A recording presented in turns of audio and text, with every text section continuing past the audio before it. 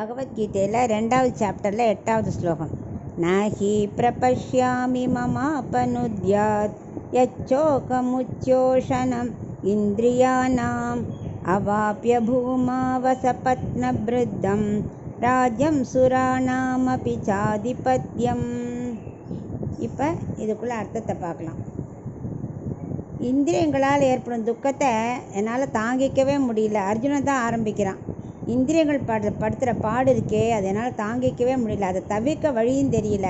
இந்த பூமியோ சொர்க்கமோ கிடைச்சா கூட என்னால் சுகப்பட முடியல. துக்கம் மனசு முழுக்க நிரம்பி இருக்கு. பீஷ்மர், துரோணர், துரியோதனன் எல்லாரும் அந்த பக்கம் இருக்கா. என்னதான் தான் துரியோதனன் என் தம்பி தான். பீஷ்மர், துரோணர் அது மாதிரி பெரிய பெரிய ஆச்சாரியரும் தாத்தாவும் அந்த பக்கம் இருக்காங்கிறத நினச்சாலே எனக்கு தாங்க முடியல. இவாளை கொண்ட வேணுமாங்கிற சிந்தனையே என் மனசு அப்படியே சுடுறது. ராஜ்யம் கிடச்சி அனுபவிக்க ஆரம்பித்தா இந்த துக்கம் மறைஞ்சிரும்.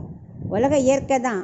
அதுக்கு அர்ஜுனன் ஒவ்வொரு நல்ல சம்பவம் நடந்தாலும் இந்த துக்கம்தான் வந்து நிற்கும். இப்போ ஆற்றுல ஒரு ஃபங்க்ஷன் தான் நம்ம நினைக்கிறோம் இல்லையா, அந்த மாதிரி அதை தான் நினைக்க தோணுமே. எதிரிகள் இல்லாத நாடாக இருந்தாலும், பஞ்சமில்லாத நாடாக இருந்தாலும், பூமி முழுவதுமே என்னோடதாக இருந்தாலும் அதை அனுபவிக்க முடியாமல் இந்த துக்கம் என்னை விட்டு நீங்கவே நீங்காது. இந்திரலோகமே எனக்கு கிடைச்சாலும் இந்த துக்கம் என்னை விட்டு போகாதே. எனவே நான் உன் திருவடியை பற்றுறேன், நீ தான் ஒரு வழி காண்பிக்கணும் அப்படின்னு அவன் புலம்புறான்.